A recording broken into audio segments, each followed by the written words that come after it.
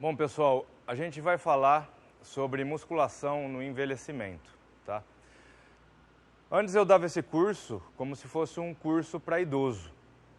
Só que como a gente mudou e percebeu que o envelhecimento ele acontece em todas as fases da nossa vida, principalmente depois dos 30 anos, a gente já começa a ter processos de envelhecimento. E o que é processo de envelhecimento? Bom, tem pessoas que, embora não sejam idosas, elas começam a ter uma cartilagem mais degenerada, um tendão mais frouxo, ligamentos com problemas, ou seja, elas apresentam processos de envelhecimento, mesmo estando mais jovens. Isso depende principalmente da genética. Não é só a idade que vai falar que uma pessoa é idosa ou não. A genética dela, por exemplo, pode fazer com que ela tenha um disco degenerado, uma protusão discal, desde os 27 anos, 25 anos. Tem pessoas que têm hérnia de disco com 25 anos. O processo de envelhecimento, ele acontece em todo o corpo, não só em articulações. Nós temos no sistema cardiovascular a aterosclerose, que é o endurecimento da parede das artérias. A gente tem no sistema músculo-esquelético as condropatias, que são degenerações da cartilagem. Qual que é a melhor atividade para essas pessoas? É musculação, é treinamento funcional, é o treino HIIT com 2 Is, que é o High Intensity Interval Training, que está na moda, inclusive, agora. O que é o melhor para treinar pessoas com processo de envelhecimento?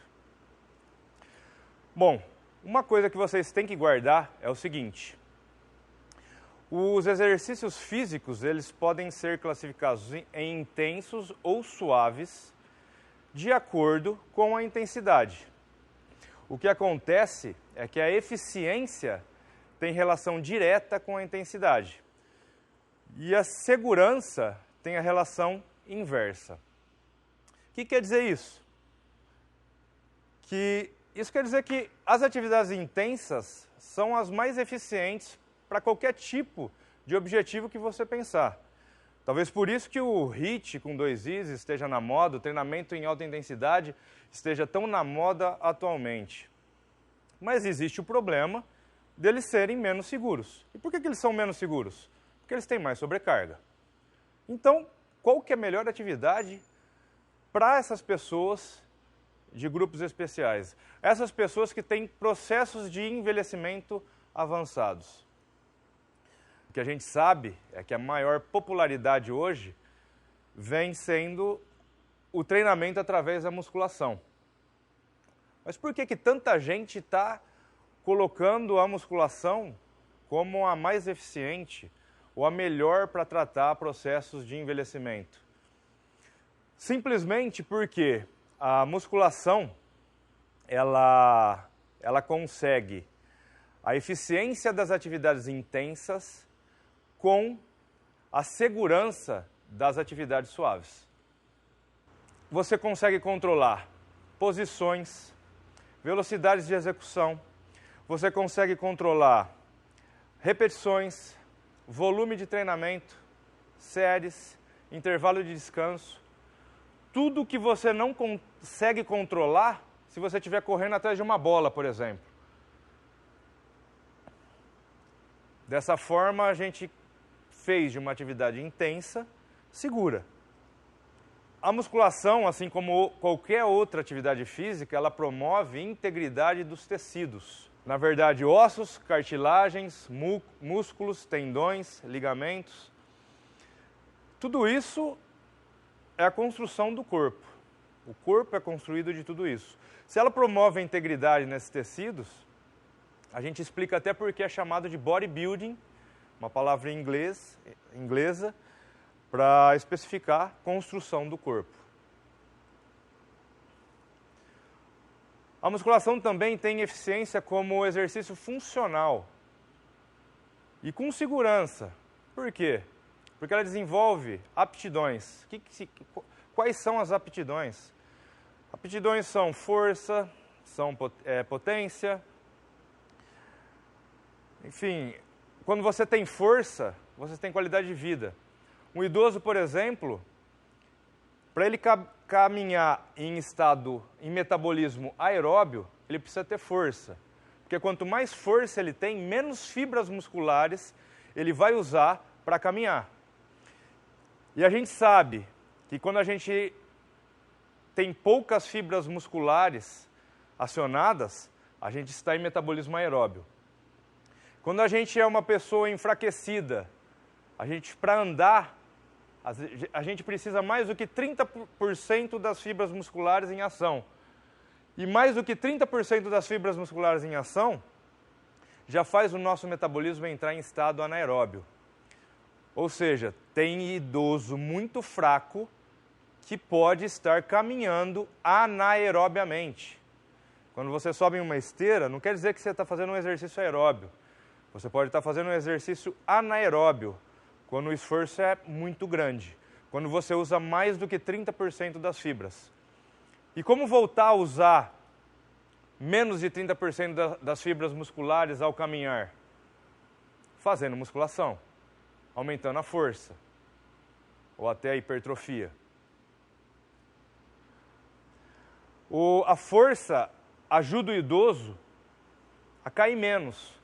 Não é que ele vai deixar o idoso com mais equilíbrio, não.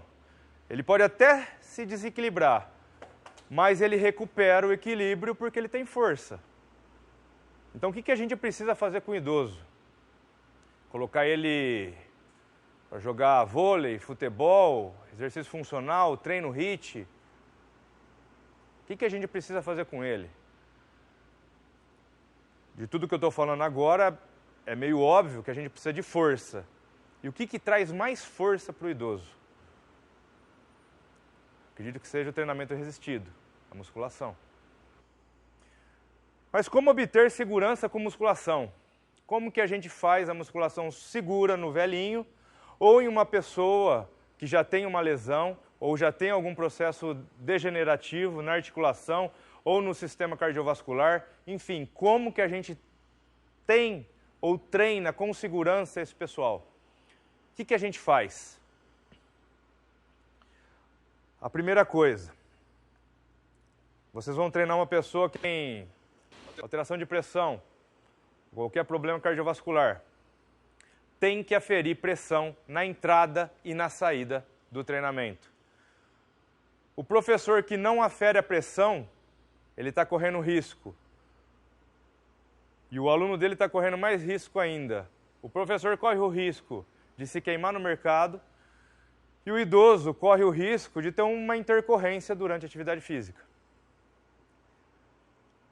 Diferente de um atleta que não gosta de usar uma ficha de treino ou não segue uma sequência de treino, é imprescindível que o idoso tenha uma ficha de treino ou que o professor tenha ficha de treino para cuidar do treino desse aluno. Nessa ficha de treino, nós colocamos o nosso protocolo. Que protocolo é esse? É o protocolo de reabilitação que nós temos, que é um dos melhores da América Latina. É um protocolo feito especificamente para idosos ou para pessoas que têm processos degenerativos. Só que antes de falar sobre isso, sobre o protocolo, sobre como treinar, sobre as medidas de segurança, eu tenho que quebrar alguns mitos da musculação, talvez alguns mitos que foram ensinados até na faculdade. Que mitos? A gente sabe, pelo menos eu quando fiz faculdade, eu aprendi que um treinamento que você chega na falha, ou seja, você não consegue mais executar uma repetição, quando isso acontece antes de 5 repetições, diziam que isso era um treinamento de força. Vocês acreditam nisso? A gente aprendia também que de 5 a 15 repetições era a melhor faixa para hipertrofia. E que talvez não gerasse tanta força quanto um treino que você teria falha muscular antes de 5 repetições. E aí diziam também que acima de 15 repetições era um treino mais para resistência. Ou para definição muscular, isso eu já escutei também, que um treino acima de 15 repetições era para definição muscular. Então são alguns mitos que eu preciso quebrar com vocês antes de começar a entrar em protocolo de treinamento para pessoas com processos degenerativos. Em idosos ou pessoas que sofrem processos degenerativos, mesmo não sendo idosos, a gente trabalha com falha submáxima. Esquece a falha máxima. Só que aí vai ter um problema para o professor. Às vezes o professor sai da faculdade e ele não sabe diferenciar o que é um esforço submáximo, o que é um esforço máximo e o que é um esforço supramáximo. Estou fazendo uma rosca direta. 2, 3, 4, 5, subiu difícil. 6, não subiu. Eu falei na sexta repetição. Essa é a falha máxima. E a falha submáxima? Qual que é a falha submáxima?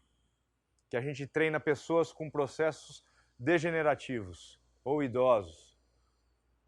Normalmente ela acontece 5 repetições antes da falha máxima. E é assim que a gente treina um idoso ou uma pessoa que sofre um processo degenerativo, seja cardiovascular, músculo-esquelético ou neurológico. Agora eu vou falar uma coisa que é muito importante para vocês entenderem a falha submáxima. É quando existe a apneia, a mais conhecida manobra de Valsalva. O que é isso? Eu estou fazendo um peitoral.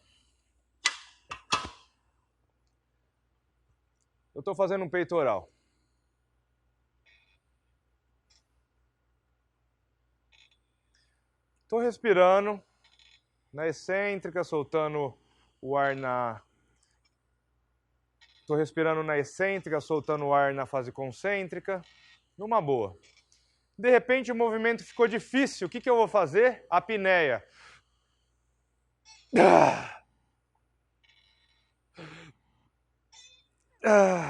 No agachamento a gente usa muito.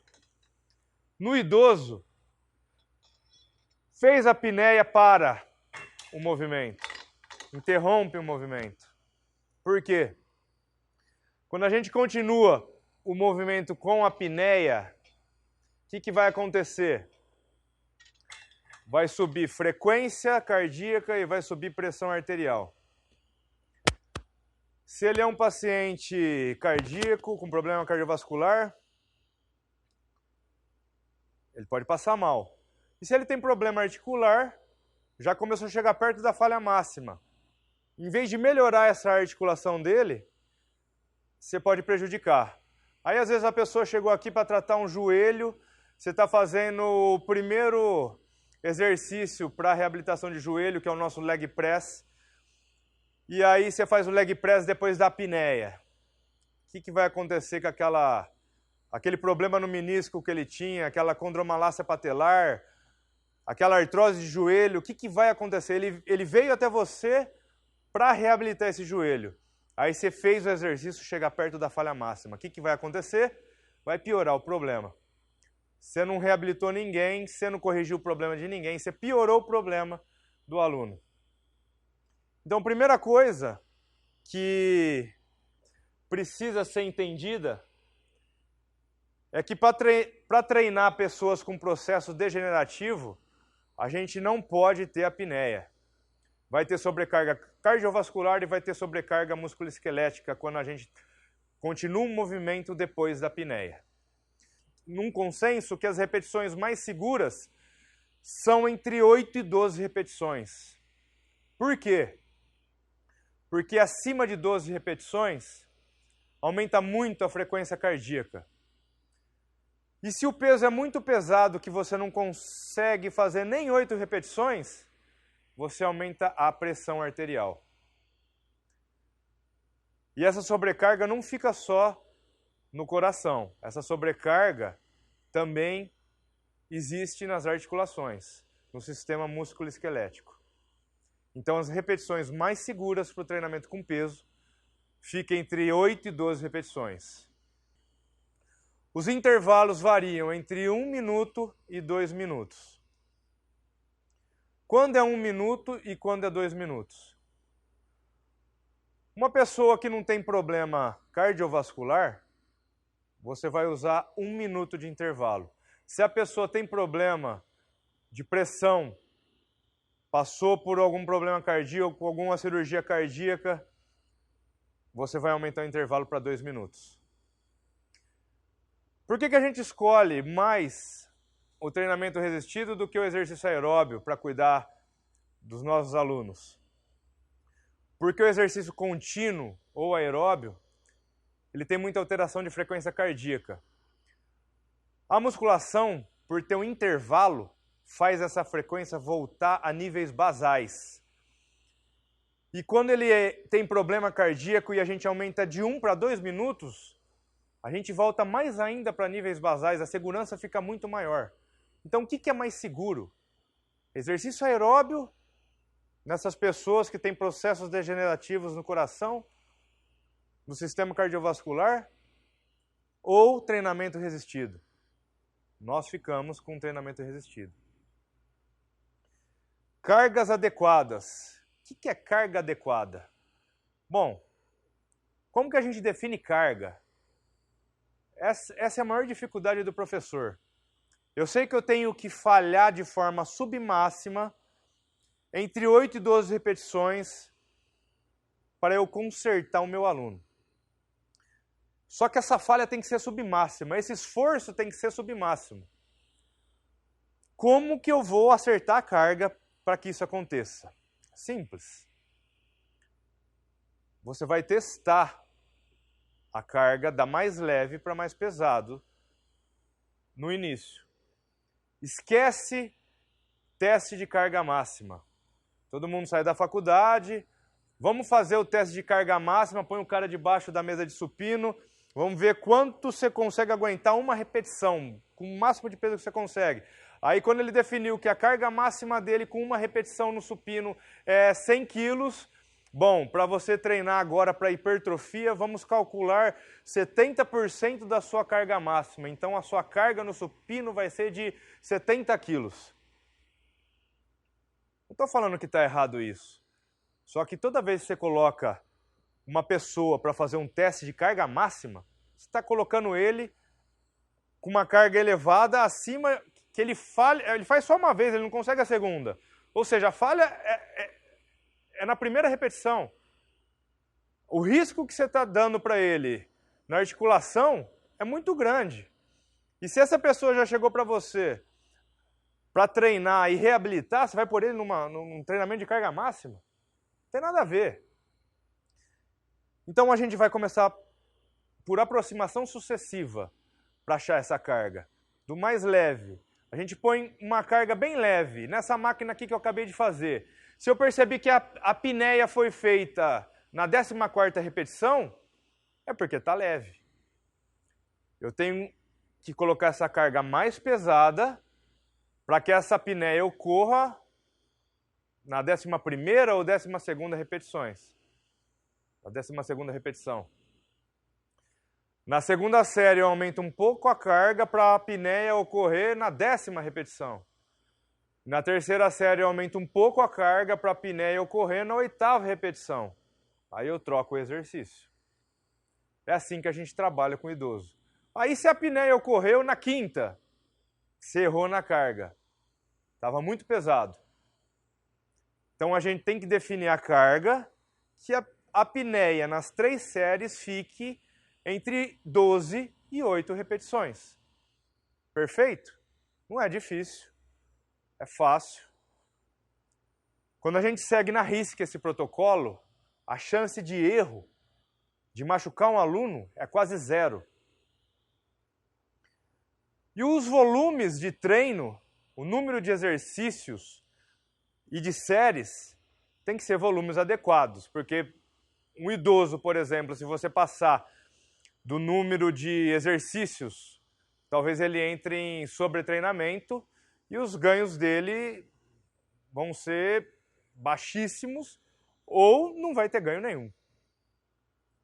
Respeitando esses conceitos, a chance de erro, eu vou repetir, é quase zero. Eu não conheço nenhum treinador que machucou um aluno seguindo esses conceitos.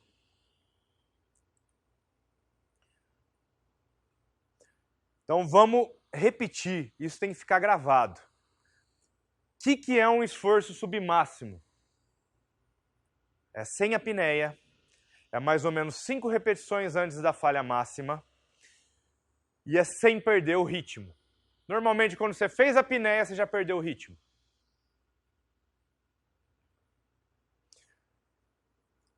O esforço submáximo não deixa a pressão subir. Junto com o intervalo de descanso adequado, o seu aluno vai estar seguro. E as repetições ficam entre 8 e 12, porque acima de 12 sobe muito a frequência. Risco cardiovascular. Acima de 12 também gera uma sobrecarga na articulação. E dessa forma vocês vão concluir que peso leve, às vezes, é mais nocivo do que um peso um pouquinho mais pesado. E às vezes vocês vão tirar da cabeça a noção, que o leigo tem isso, que a sobrecarga é nociva. Não é. O leve pode ser mais nocivo do que a sobrecarga. Mesmo um atleta, se ele tiver a falha muscular ocorrendo entre 12 e 8 repetições, é muito mais seguro do que ele tem essa falha muscular na 15ª ou na 20ª repetição, ou antes de 8 repetições. É mais seguro falhar entre 12 e 8 repetições. Trabalhe entre 12 e 8 repetições com seus alunos, para ter mais segurança. Lembrando, eu não estou falando de atleta, eu estou falando de pessoas com processos degenerativos ou idosos. Vou falar mais uma vez porque isso é muito importante. Se você usa uma carga que você falha antes de 8 repetições, você tem mais índice de lesão articular e cardiovascular por aumento de pressão. Se você tem um peso muito leve que passa de 12 repetições, você tem maior sobrecarga cardiovascular e também em tecidos e cartilagens. A zona segura de treinamento com pesos fica entre 12 e 8 repetições. Outro mito. O mito de que carga pesada machuca. Amplitude grande, ampla. Mesmo com pouco peso, machuca muito mais do que um peso pesado. Vou simular para vocês verem.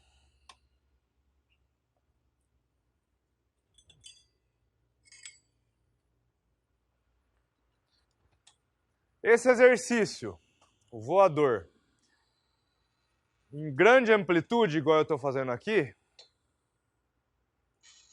machuca mais do que eu dobrar o peso e fazer com amplitude pequena, amplitude baixa. Isso, o peso mais pesado, a carga mais pesada com amplitude baixa, igual eu estou fazendo aqui, machuca menos do que uma carga leve e amplitude alta. A carga leve e amplitude do jeito que eu estou fazendo aqui machuca muito mais do que a carga mais pesada e amplitude baixa. Isso tem que ficar bem claro, porque pouca gente sabe disso também. Então, como que vocês vão começar um trabalho com o idoso? Colocando amplitude total, porque a primeira série vai ser mais leve que a segunda e que a terceira? Não. Vocês vão começar o treinamento de qualquer idoso, principalmente por vocês não conhecerem ele, com amplitude baixa, A partir do momento que ele não se sente desconfortável e não tenha nenhuma dor articular, você pode devagar começar a aumentar a amplitude. Mas eu recomendo que vocês comecem com baixa amplitude.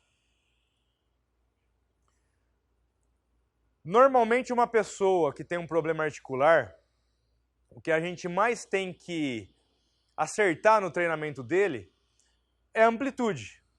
Uma pessoa que tem um treinamento de ombro, uma pessoa que tem um problema no ombro, a gente vai começar um peitoral como? Com amplitude total? Não. A gente começa com meia repetição, aí a gente vai conversando. Tá doendo? Não, não tá doendo. Vai um pouquinho mais, aí ele vem um pouquinho mais. Dói seu ombro? Dói. Volta e mantém naquela amplitude pequena. Só que tem um problema. Os equipamentos para trabalhar com essa pessoa que tem limitação articular tem que possuir graduação. Tem que colocar um pino, uma graduação, para que ele, quando ele perde um pouco a concentração, ele não deixe o movimento vir para amplitude maior. Porque um deslize desse, em vez de melhorar o problema no ombro dele, que ele veio até você recuperar, vai piorar, ele vai embora e não tem mais jeito, vai ter que ir para a mesa de cirurgia. Então, é muito importante que a gente trabalhe idosos ou pessoas com processos degenerativos em equipamentos que têm graduação. O que é graduação? Graduação é isso, ó. Por isso que nossas máquinas são interessantes. Graduação é isso. Eu sou o aluno de vocês. Cheguei para treinar, foi definido pelo meu treinador que até aqui não dói. Daqui para trás dói. O que eu vou fazer? Tirar o peso daqui, jogar na mão dele aqui e falar para ele executar o movimento? Não. Eu vou graduar já o aparelho nessa posição. Esse lado e esse lado. Eu já vou começar da posição que não me causa dor. Por quê? Porque na musculação é o seguinte, fez exercício em cima de dor, vai piorar o problema.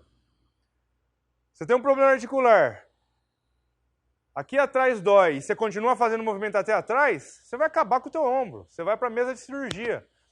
A pessoa vem até você para tratar uma artrose de joelho.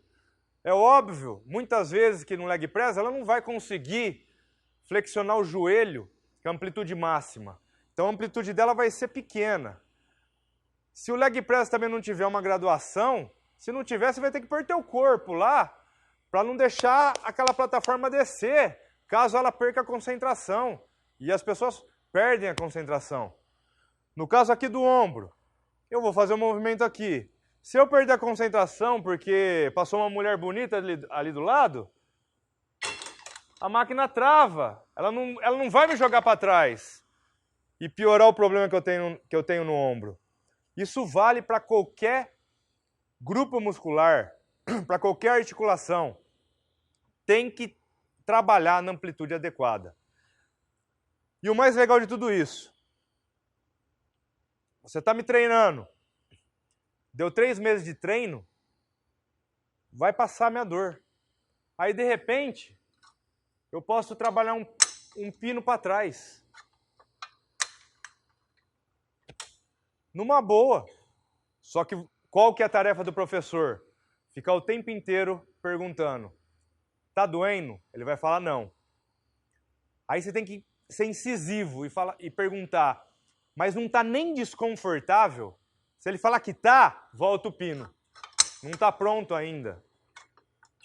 Ele não melhorou ainda a ponto de você aumentar essa amplitude. Pode ser que um dia aumente a amplitude. E normalmente quando isso acontece, é quando essa pessoa tem aquilo que eu falei no começo. Quando você melhora a força dela, os limites aumentam. Quando você gera alguma hipertrofia, os limites articulares também aumentam. Você poupa mais articulação quando você tem mais força ou quando você tem mais músculos. E qual que é a maior tarefa do professor? Por isso que o mais difícil é evoluir carga e amplitude. Eu vou repetir. Evoluir cargas e amplitudes é a maior tarefa do professor de educação física. Quando existe algum erro, existe porque o profissional errou na hora de evoluir, adequar carga e amplitude. Não é difícil, mas tem que estar concentrado no treino do aluno. Eu sempre fui atleta de competição, eu vou treinar, eu monto meu treino peito e bíceps, dorsal e tríceps, enfim. Eu faço um treino completo, sem deixar nenhum músculo para trás, até trapézio, tudo. Agora um idoso que tem processos degenerativos, ele tem mais difícil recuperação do que você que é atleta. Para que você vai treinar bíceps, tríceps, ombro, a não ser que ele tenha um problema específico? Só para aumentar o volume de treino, dificultar mais ainda a recuperação e colocar ele sob risco? É muito importante que vocês tenham ficha de treino desse atleta. Na ficha de treino tem que ser colocada a graduação da máquina, porque se vocês tiverem 20 alunos, vocês vão esquecer a graduação de cada um deles para cada exercício. Se você esqueceu e pôs no pino errado, e a amplitude aumentou, e ele tem problema no ombro, perdeu o aluno, se queimou como profissional. Tem que ter a ficha de treino. Na ficha de treino, o modelo que a gente tem é esse daqui. O B é de banco. Se você coloca B2, é banco furo 2. Você sabe que o banco vai estar no furo 2, para você não esquecer. E é encosto. Se é uma máquina que tem graduação de encosto, E2, E3, E4, é para saber o furo do encosto. A de altura, dependendo da máquina, você gradua a altura. Enfim, precisa ter essa ficha de treino e ela vai ser passada com mais detalhes posteriormente para vocês. Aquecimento. Aí que vem a polêmica. Precisa aquecer na esteira ou na bicicleta? Não, não precisa. Tem alguns estudos comparando exercícios, intercorrências, ou seja, problemas que aconteceram em pessoas que fizeram exercícios aeróbicos e problemas que aconteceram em pessoas que fizeram exercício com peso. A intercorrência em pós-cirurgia cardíaca, em pessoas que foram direto para a esteira, chegava em 70%. A intercorrência no exercício com peso, 3%. Respeitando esse protocolo que eu citei para vocês. Por que nesse protocolo? Porque nesse protocolo não vai ter mudanças drásticas de pressão, de frequência. E na esteira vai? Você consegue controlar? Às vezes sim, às vezes não. Só que você não tem intervalo para voltar a frequência. As intercorrências são maiores no exercício aeróbio. Ah, quer dizer que aeróbio não pode ser usado? Não, não é isso que eu estou querendo dizer. Se o idoso puder, faça exercício aeróbio. Agora, a maioria talvez não possa. Então, nós não colocamos. Por medidas de segurança, nós preferimos fazer o aquecimento no próprio aparelho. Primeira série é leve, a apneia vai ocorrer na 12ª repetição. Já é o aquecimento. A segunda série a gente aumenta um pouquinho o peso, cai para 10 repetições. E a terceira série, que é a única que a gente chama de pesada, a gente aumenta de novo o peso e cai para 8 repetições. Com um esforço submáximo. Amplitudes, sempre das menores para as maiores. Séries e cargas, sempre 3 séries por exercício, por máquina, e cargas definidas por aproximação sucessiva. Intervalo, novamente, 1 minuto para quem não tem problema cardiovascular e 2 minutos para quem tem problema cardiovascular. O primeiro dia sempre tem que ser usado para ensinar o nome e a função de cada exercício, a respiração correta. A gente sabe que a gente respira, ou melhor, inspira na excêntrica e expira na concêntrica.